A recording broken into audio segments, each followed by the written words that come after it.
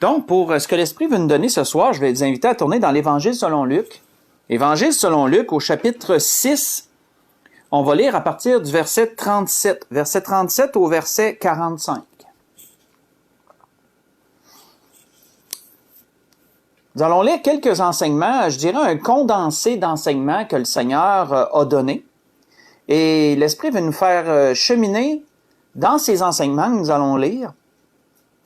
Et également, voir plus loin que les enseignements, je vous dirais. Voir l'idée, la morale qui se cache en arrière des enseignements, parce qu'il y a des belles choses à comprendre en arrière des paroles de notre Seigneur. On voit que Jésus débuta ainsi dans l'Évangile selon Luc, chapitre 6, à partir du verset 37. Il débuta en disant « Ne jugez point, et vous ne serez point jugés. Ne condamnez point, et vous ne serez point condamnés. Absolvez, et vous serez absous. Donnez, et il vous sera donné. On versera dans votre sein une bonne mesure, serrée, secouée, qui déborde. Car on vous mesurera avec la mesure dont vous vous serez servis. » Il leur dit aussi cette parabole. « Un aveugle peut-il conduire un aveugle? Ne tomberont-ils pas tous deux dans une fosse? Le disciple n'est pas plus que le maître, mais tout disciple accompli sera comme son maître. Pourquoi vois-tu la paille qui est dans l'œil de ton frère, et n'aperçois-tu pas la poutre qui est dans ton œil? Ou comment peux-tu dire à ton frère, « Frère, laisse-moi ôter la paille qui est dans ton œil, toi qui ne vois pas la poutre qui est dans le tien? Hypocrite, ôte premièrement la poutre de ton œil, et alors tu verras comment ôter la paille qui est dans l'œil de ton frère. Ce n'est pas un bon arbre qui porte du mauvais fruit, ni un mauvais arbre qui porte de bons fruits, car chaque arbre se reconnaît à son fruit. On ne cueille pas des figues sur des épines, et on ne vendange pas des raisins sur des ronces. L'homme bon tire de bonnes choses du bon trésor de son cœur, et le méchant tire de mauvaises choses de son mauvais trésor, car c'est de l'abondance du cœur que la bouche parle. On va arrêter ici. Donc, nous voyons, comme je vous le disais, on a pu remarquer à travers ce qu'on a lu, qu'il s'agit bien d'une série d'enseignements. Si on repasse ces enseignements un à un pour en comprendre le sens, et vraiment retirer des choses qui vont servir à la morale que l'Esprit veut nous amener derrière cela. Si on regarde premièrement le verset 37, qui est parlé du mot « juger », dans quel sens ici est-il employé? Quand on regarde ce mot, si on va au mot grec qui s'y retrouve, nous voyons que le mot est krino. Krino qui veut dire condamner. C'est pourquoi qu'il est dit « Ne jugez point, vous ne serez point jugés, ne condamnez point, et vous ne serez point condamnés. » Parce que juger dans ce sens, krino, veut dire condamner. Et donc, ce que le Seigneur amenait premièrement à travers cette première chose, c'est que si vous condamnez les gens qui vous entourent pour telle et telle raison, parce que vous n'êtes pas d'accord avec eux sur certaines choses, parce que vous ne croyez pas certaines choses qu'eux croient, admettons, mais vous allez attirer sur vous le jugement. Vous allez attirer sur vous la condamnation. Vous allez attirer le jugement et la condamnation de ceux qui vous entourent, parce que le jugement va attirer le jugement, la condamnation va attirer la condamnation. On voit que il y en est de même pour le pardon. Lorsqu'il disait par la suite « absolver ». Absolver veut dire pardonner, veut dire excuser. Donc, il en est de même pour le pardon. Si vous excusez les gens qui vous entourent, si vous êtes prompt à leur pardonner, vous allez également attirer sur vous le pardon d'autrui. Parce que une chose va attirer également l'autre chose. Quand il est dit au verset 38, « Donnez, et il vous sera donné », nous allons encore dans le même sens. Si vous êtes généreux et que par votre générosité, vous aidez les gens qui vous entourent, si vous êtes prompt à donner, lorsqu'il y a besoin pour ceux qui vous entourent. Le Seigneur disait que cela va attirer, que les gens vont également vous donner lorsque vous aurez peut-être besoin un jour. Et on voit que le Seigneur disait que lorsque l'appareil reviendra, si je peux le dire comme ça, ce ne sera pas avec parcimonie. Il est employé ici une image de l'époque que lorsque quelqu'un allait chercher du grain, il payait pour sa portion et ensuite il prenait, parce que vous savez, les gens avaient des robes à cette époque-là, mais ils n'appelaient pas ça une robe nécessairement, et il y avait parfois plusieurs couches, mais les femmes pouvaient prendre la première, là, celle qui était le par-dessus, et en prendre les bas, là, je peux pas mettre mes mains trop basses parce que vous voyez pas mes mains, là, mais ils pouvaient relever le pan, et il était pas nu, là. Il y avait d'autres couches en dessous, là. Il se dénudait pas. Mais le grain était mis dans le vêtement ici, et il pouvait faire comme un baluchon et amener le grain avec eux. C'était une façon facile. Au lieu de traîner un panier ou autre, on prenait son propre vêtement, son propre par-dessus pour faire un genre de baluchon.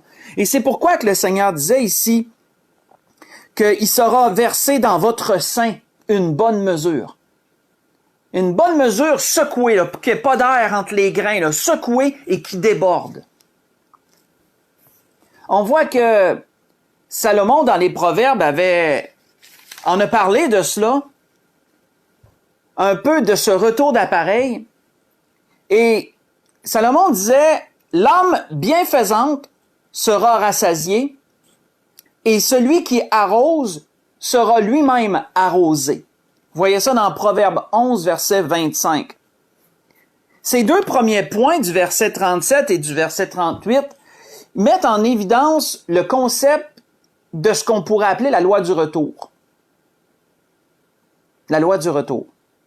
Ça met en évidence ce concept qu'il est dans la justice de Dieu de nous rendre selon nos œuvres. Si nous jugeons et que notre condamnation est injuste, parce que ça peut arriver, c'est justement là où le Seigneur disait « prenez garde », ben, il sera dans la justice de Dieu que le retour d'appareil vienne et que nous serons également jugés. Si nous condamnons, de même, il pourrait en revenir dans le retour de l'appareil que nous pourrions nous-mêmes être condamnés pour une chose ou une autre. Et de même, si la personne elle est généreuse et qu'elle donne, il est dans la justice de Dieu de permettre qu'il y ait un retour et que, dans un moment de besoin, nous soyons nous-mêmes pourvus. Je dirais qu'on pourvoit à nos besoins ou qu'on nous aide, comme nous avons également aidé. C'est la loi du retour. Et on voit que ces deux premiers points, le Seigneur les met cela en évidence à travers de ces deux premiers points. La loi du retour. Mais plus que ça, parce qu'on peut comprendre à travers des propos du Seigneur que ça ne se limitait pas aux hommes. Ça allait au-delà des hommes et que ça allait même dans le domaine céleste, ces paroles. Sans perdre l'endroit, si vous voulez tourner avec moi dans Galates, on peut voir ces choses. L'apôtre Paul en parlait aux Galates, puis il l'explique très bien. Sans perdre l'endroit, si on voulait tourner avec moi dans Galates chapitre 6. Galates chapitre 6, on va lire du verset 7 au verset 10.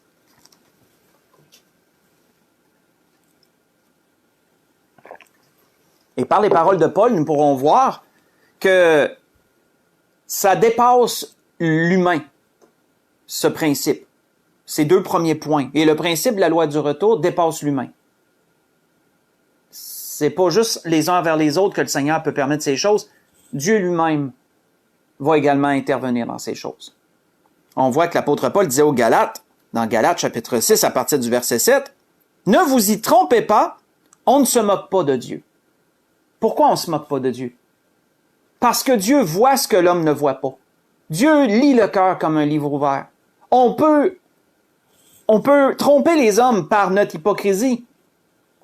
On peut tromper les hommes par les apparences. Mais Dieu, on ne peut pas le tromper. C'est pourquoi il est dit, on ne se moque pas de Dieu. On ne peut rien cacher à Dieu en fin de compte. Ce qu'un homme aura semé, il le moissonnera aussi. Là, voyez-vous, on entre dans ce que le Seigneur disait. Celui qui sème pour sa chair moissonnera de la chair la corruption. Mais celui qui sème pour l'esprit moissonnera de l'esprit la vie éternelle. Ne nous lassons pas de faire le bien. C'est pour ça que c'est important de faire le bien. Parce que ça va nous attirer le bien dans cette vie, mais également de la part de Dieu. Ne nous lassons donc pas de faire le bien. Car nous moissonnerons au temps convenable, si nous ne nous relâchons pas. Donc le temps convenable, c'est quand? C'est ici-bas lorsque Dieu le juge bon, mais c'est également pour la vie éternelle. Ces deux choses concernent le temps convenable. Ainsi donc, pendant que nous en avons l'occasion, pratiquons le bien envers tous, mais surtout envers les frères dans la foi, disait l'apôtre Paul. Donc nous voyons ce premier point. À travers ces deux premiers versets, nous voyons ce premier point. Et vous allez voir, il y a une morale plus grande à aller chercher en arrière de ça. Mais on retient ça. Nous voyons que par la suite, dans Luc chapitre 6, où on a commencé, le Seigneur va employer 3 exemples différents. Premièrement, une parabole. Une parabole qui est simple, remplie de bon sens. Il nous est parlé d'un aveugle. Et le Seigneur dit, est-ce qu'un aveugle peut conduire un aveugle? Bien sûr que non. Je crois que tout le monde, c'est le gros bon sens. Si un aveugle essaie de guider un aveugle, ben c'est sûr que tous deux vont se mettre en danger. Tous deux peuvent tomber dans une fosse, ils peuvent se cogner, ils peuvent se blesser, parce que les deux n'y voient rien. Un aveugle ne peut conduire un aveugle. Et on sait que lorsque le Seigneur parlait d'aveugle, oui, il prenait un exemple physique pour que le bon sens se réveille tout de suite puis qu'ils disent, ben oui.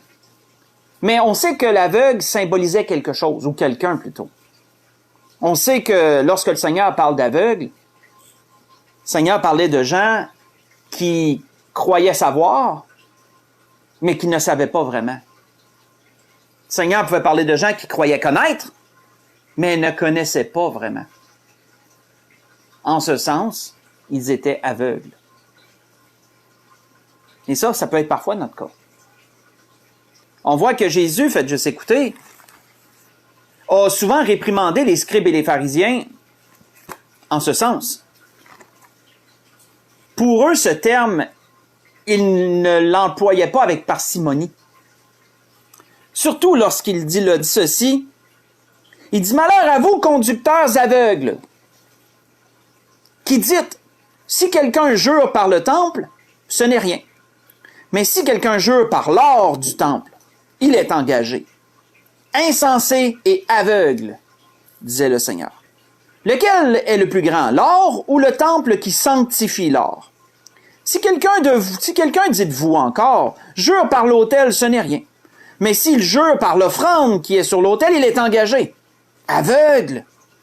Lequel est le plus grand, l'offrande ou l'autel qui sanctifie l'offrande?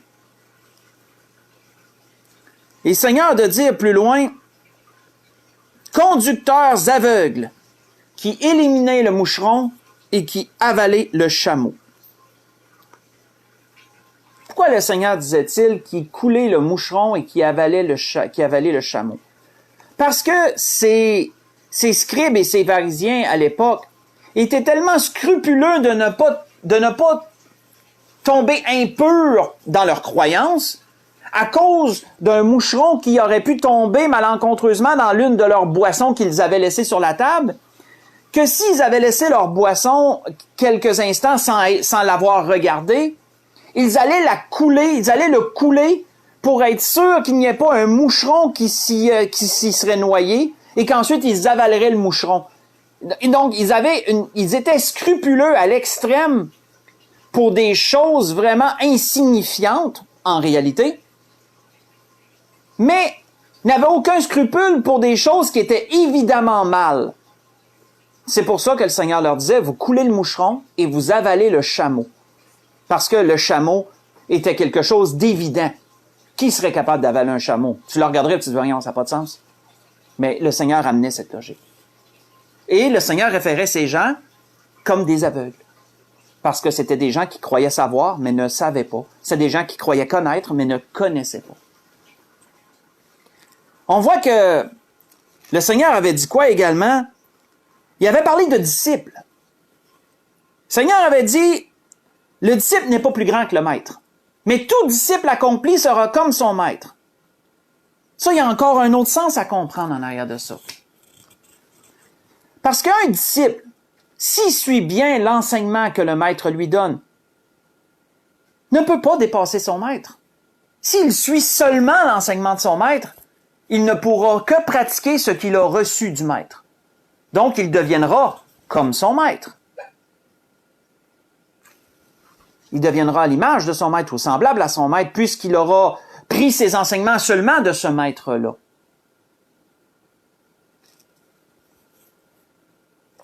Le disciple ne pourra pas dépasser le maître, à moins d'aller chercher ailleurs plus.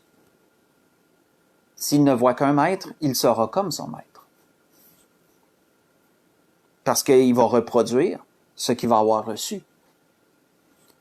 On voit encore là que le Seigneur réprimandait les scribes et les pharisiens en ce sens-là aussi. Le Seigneur leur disait, « Malheur à vous, scribes et pharisiens hypocrites, parce que vous courez la terre et la mer pour faire un prosélyte. » Un prosélyte qui veut dire un étudiant. Et là, quand il l'est devenu, vous en faites un fils de la géhenne 2 fois plus que vous. Vous l'égarez autant que vous êtes égaré vous-même, lorsque vous réussissez à trouver un bon étudiant, là, puis à le former. Le Seigneur disait ça dans Matthieu 23, verset 15. On voit par la suite que le Seigneur amène un autre point, une autre chose. Le Seigneur nous parle de paille et de poutre. Le Seigneur dit, pourquoi vois-tu la paille qui est dans l'œil de ton frère et n'aperçois-tu pas la poutre qui est dans la tienne? Pourquoi que tu vois toutes ces choses chez les gens qui t'entourent, tous ces défauts chez les gens qui t'entourent, telle personne t'aime pas ce qu'elle fait, telle personne t'aime pas comme elle pense, telle personne son caractère t'agace ou t'irrite, mais tu ne vois pas comment toi tu es. Tu ne vois pas comment toi tu agis. Ce qui est de loin pire. Parce que le Seigneur dit, toi tu es une poutre. Tu es aveuglé. Tu ne peux pas voir ces choses. Mais les gens te voient. Mais toi tu vois la paille, tu vois la petite chose qui est en face de toi. Et donc le Seigneur disait, hypocrite, regarde premièrement à toi-même. Regarde-toi toi-même en premier. Enlève cette poutre de ton œil. Et ensuite, tu pourras être en mesure de regarder comment enlever la paille qui est dans l'œil de ton prochain. On voit que ces 3 choses, versets 39, 40 jusqu'à 42, versets 39 à 42, ces 3 points que le Seigneur a nommés, ramenaient les gens à eux-mêmes. Il ramenait les gens à eux-mêmes. Prends garde lorsque tu crois tout savoir ou tout connaître. Tu peux être aveugle. Et si tu essaies, étant aveugle, de guider quelqu'un d'autre, mais un aveugle ne pourra pas guider un aveugle. Le Seigneur ramenait. Tu crois être un maître, tu crois pouvoir enseigner? Tu ne pourras pas enseigner quelqu'un au-delà de ce que toi tu sais. Tu ne peux pas amener une personne au-delà de toi-même, autrement dit. Tu vois des choses chez les autres? Regarde-toi toi-même en premier. On voit que l'apôtre Paul avait donné cette leçon de morale, entre autres choses, aux Juifs qui étaient à Rome. Si vous voulez tourner avec moi, dans Romains chapitre 2, on peut voir cela. L'apôtre Paul, excusez-moi, j'ai dit Seigneur, l'apôtre Paul avait donné cette leçon, apporté cet enseignement aux Juifs qui étaient à Rome. Parce que vivant au milieu des Romains, dans une ville romaine, ben c'est sûr que les Juifs voyaient tout le mal. Ils voyaient tout le mal qui s'y faisait. Encore que. Dans Romains chapitre 2, à partir du verset 17,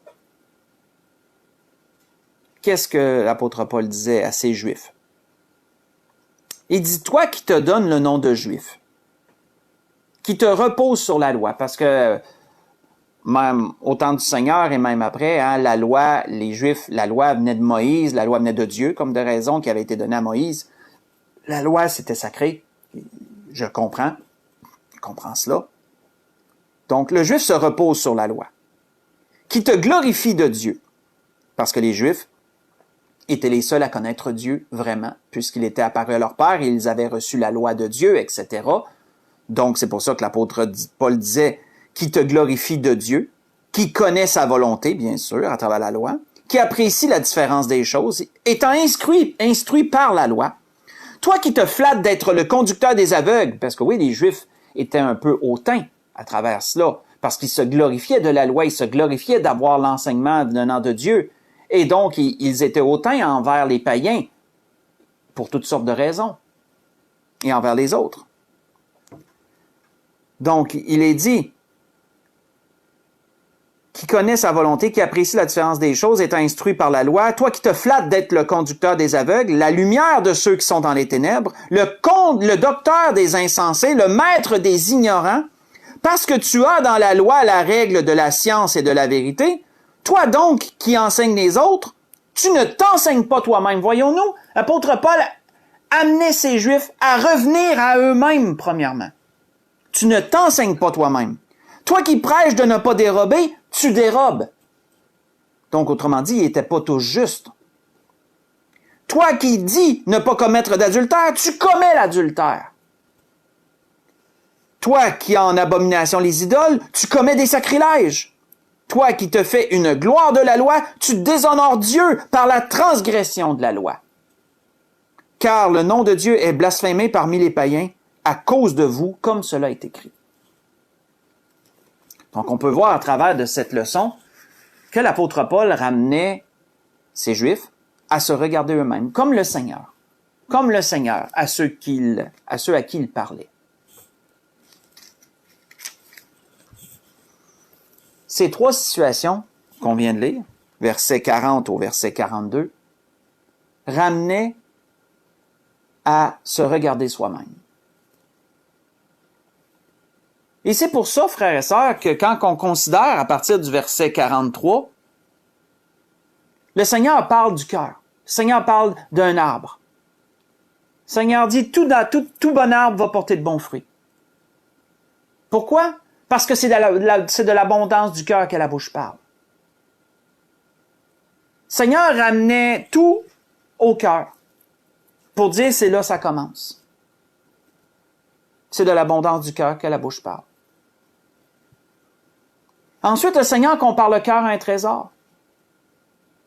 Là où tu vas aller chercher tout ce que tu as de besoin. Et le Seigneur dit, le cœur, c'est comme un trésor. Et dans ton trésor, tu vas aller chercher de bonnes choses. Si ton cœur est bon, il y aura de bonnes choses qui vont en sortir. Mais si ton cœur est mauvais, il y aura des mauvaises choses qui vont en sortir. C'est pour ça qu'il dit, l'homme bon tire de bonnes choses de son bon trésor, mais l'homme mauvais va tirer des mauvaises choses de son mauvais trésor. Car c'est de l'abondance du cœur que la bouche parle.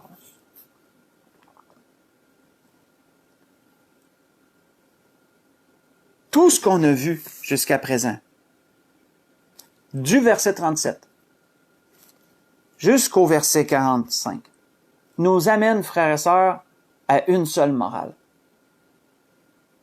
À travers tous ces exemples, ça nous ramène à une seule morale. Tout part de nous. Tout part de nous. Si on s'en rend pas compte, pas souvent du moins.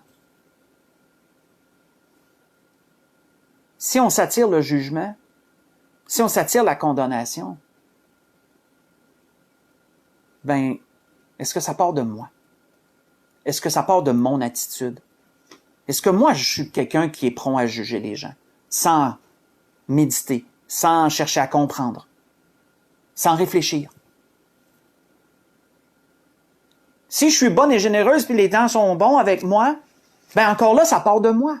Ça commence par moi. C'est la même chose avec les 3 points qu'on a vus. Est-ce que je suis un aveugle? Est-ce que je vois tout? Est-ce que je comprends tout? Non. On voit que l'apôtre Paul disait que celui qui croit être debout ne prenne garde de tomber.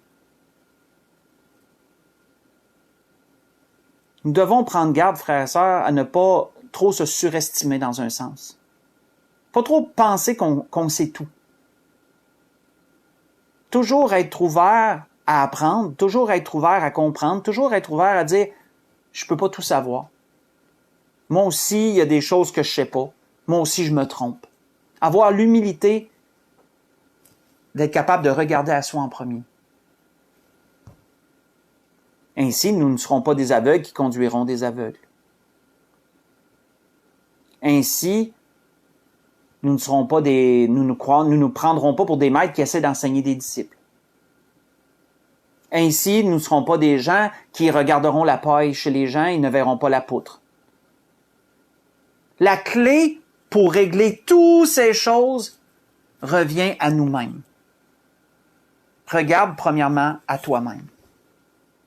Parce que tout part de là. Tout part de là. On voit que par rapport au cœur, David, dans les psaumes, avait dit quelque chose de beau en ce sens. Juste écouter. David avait dit, et ça donne le ton à propos de ce que le Seigneur voulait dire, ça s'agence bien avec ce que le Seigneur voulait dire. David disait, « La bouche du juste annonce la sagesse, et sa langue proclame la justice. » Comment cela se fait-il? La loi de son Dieu est dans son cœur, et ses pas ne chancellent point. Voyez ça dans le psaume 37, verset 30 et verset 31. Si la loi de Dieu est premièrement dans notre cœur, si nous regardons à nous-mêmes, à la lueur de la parole de Dieu, premièrement, ensuite, il pourra en sortir de bonnes choses, de bonnes paroles, un bon trésor, d'un bon cœur. Parce que l'Esprit de Dieu aura purifié et sanctifié nos cœurs par la parole.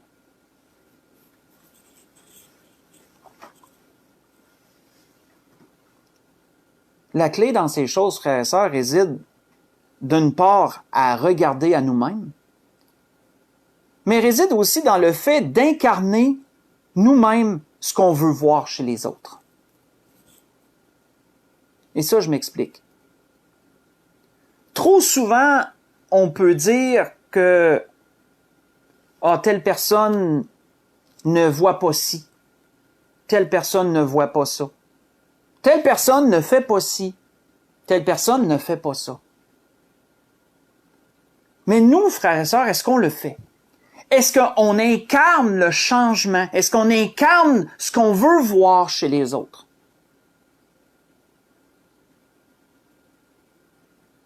Vous savez, un jour, quelqu'un me dit que dans son église, elle ne voyait pas de vie. Elle trouvait que son église était fade. Quelqu'un un jour m'a dit ça à propos de son église. Et le Seigneur, par son esprit, m'a amené la réflexion de lui demander, toi, est-ce que tu fais ces choses que tu juges dans ton église qu'il manque? Et la réponse fut bien évidemment non. Pourquoi? Parce que cette personne s'attendait à le voir, mais elle ne le faisait pas elle-même. Alors, par le Seigneur, je sais que c'est par son esprit, j'ai dit à cette personne, incarne le changement. Tu veux voir ça dans ton église? Mais fais-le toi-même. Commence par toi. Arrête de t'attendre à ce que les autres fassent des choses que tu ne fais même pas toi-même. Fais-le toi. Incarne le changement que tu veux voir. Et tu le verras s'accomplir, peut-être, par la grâce de Dieu. Tu le verras peut-être s'accomplir. Mais ça va commencer par toi. C'est ça d'incarner le changement qu'on veut voir. Et tout ça est la morale de l'enseignement que le Seigneur donnait dans Luc 6. Tout commence par nous-mêmes. Un bon exemple de ces choses, on voit que c'est Pierre qui le donne, faites juste écouter. C'est un exemple, mais ça peut nous donner une direction, mais c'est un exemple. Exactement, c'est un exemple. L'apôtre Pierre disait à propos des femmes, il disait « Femmes, que chacune soit soumise soit de même soumise à son mari, afin que si quelques-uns n'obéissent point à la parole, qu'ils soient gagnés sans parole par la conduite de leur femme, en voyant votre manière de vivre chaste et réservée. Ayez non cette parure extérieure qui consiste dans les cheveux tressés, les ornements d'or ou les habits qu'on revêt, mais la parure intérieure est cachée dans le cœur de la pureté incorruptible d'un esprit doux et paisible qui est d'un grand prix devant Dieu. Ce que je vous ai lu, c'est 1 Pierre chapitre 3, j'ai lu du verset 1 au verset 4. Verset 1 au verset 4. Où l'apôtre Pierre donnait cet exemple, si dans un couple, il y a une personne, l'apôtre Pierre dit une femme, ça pourrait être aussi bien un homme, une personne qui est sauvée et une personne qui est non sauvée. Si tu veux que la personne qui est aux côtés de toi, qui fait partie de ta vie, qui est à moitié, si tu veux qu'elle vienne au pied de la croix, si tu veux qu'elle reçoive Jésus comme leur Sauveur et Seigneur, mais tu dois incarner le changement. Tu dois être cette femme que le Seigneur veut que tu sois, ou cet homme que le Seigneur veut que tu sois, pour que la personne aux côtés voie la différence. Et qu'elle soit elle-même attirée par ce que tu dégages, par ce que tu démontres. Il en est ainsi, frères et sœurs, en toutes choses. Tout commence par nous-mêmes, en fin de compte. Et c'était ça que le Seigneur voulait montrer à ceux qui l'écoutaient. Parce que si on juge, si on condamne, c'est pas toujours dans des mauvaises intentions. Parfois, on voit vraiment des choses qui nous dérangent. Et on aimerait tellement que les gens voient ce qu'on voit, comme on le voit. Si parfois on regarde la paille qui est dans l'œil de notre frère, c'est pas avec méchanceté. Parfois, c'est rempli de bonnes intentions qu'on fait ça. On voit des choses, puis on se dit, si cette personne-là pouvait voir ce que je vois, puis voir comment ça lui nuit, comment ça pourrait l'aider, qu'elle n'ait plus ça dans sa vie ou qu'elle agisse différemment. C'est pas dans des mauvaises intentions, frères et sœurs. Mais le problème, c'est qu'on part pas de nous-mêmes. On part directement chez l'autre, on regarde directement l'autre, puis on veut directement changer les choses chez les autres. Mais on ne part pas de nous. Tout commence par nous-mêmes. Incarnons le changement. Un peu comme cette personne qui me disait que dans son église, elle trouvait que c'était fade. Ben, si tu veux qu'il y ait de la vie dans ton église, mets-en de la vie. Si tu trouves qu'il en manque, mets-en de la vie. Puis il va en avoir plus. Puis ça peut causer un effet d'entraînement. Puis il y en a d'autres qui vont vouloir ça, parce que quand tu goûtes quelque chose de bon, tu as envie d'en avoir plus. Il y a personne qui goûte quelque chose de bon, qu'ensuite qui dit, ben, c'était bien bon, mais non. Non, si c'est bon, tu vas en vouloir. C'est comme la parole de Dieu. Celui qui a faim et soif de la parole de Dieu, ben, il vient, puis il boit, puis il mange. C'est la même chose. C'était ce que l'Esprit voulait nous dire ce soir à travers ces morales. Comme je vous l'avais mentionné, on a vu plusieurs enseignements du Seigneur, mais il y a toute une morale en arrière. Il y avait toute une morale en arrière, et c'est celle-là. Tout commence par soi-même. Et c'est de soi, c'est à partir de soi que les choses peuvent ensuite se transmettre. Pour conclure, 1 Thessaloniciens chapitre 4. 1 Thessaloniciens chapitre 4.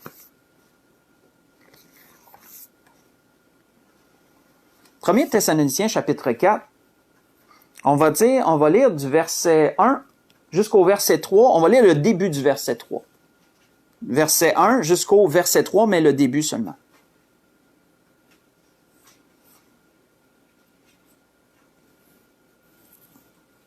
On voit que l'apôtre Paul disait aux Thessaloniciens, « Au reste, frères, puisque vous avez appris de nous comment vous devez vous conduire et plaire à Dieu, et c'est là ce que vous faites, nous vous prions et nous vous conjurons, au nom du Seigneur Jésus, de marcher à cet égard de progrès en progrès. Vous savez en effet quel précepte nous vous avons donné de la part du Seigneur Jésus.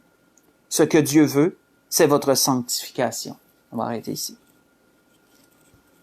Que cet amour, frères et sœurs, ma grâce que je nous souhaite à tous, que cet amour que nous avons pour le Seigneur, qui nous pousse à le servir, que cet amour que nous avons pour le Seigneur nous porte à se regarder soi-même, premièrement, avant de regarder les autres.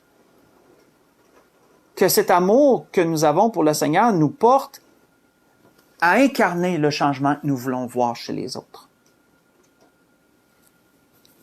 Et si nous agissons ainsi, nous serons des gens qui marcheront de progrès en progrès. Nous pourrons aller au-delà de nous-mêmes, donner plus aux autres, parce que nous-mêmes, nous allons évoluer et avancer.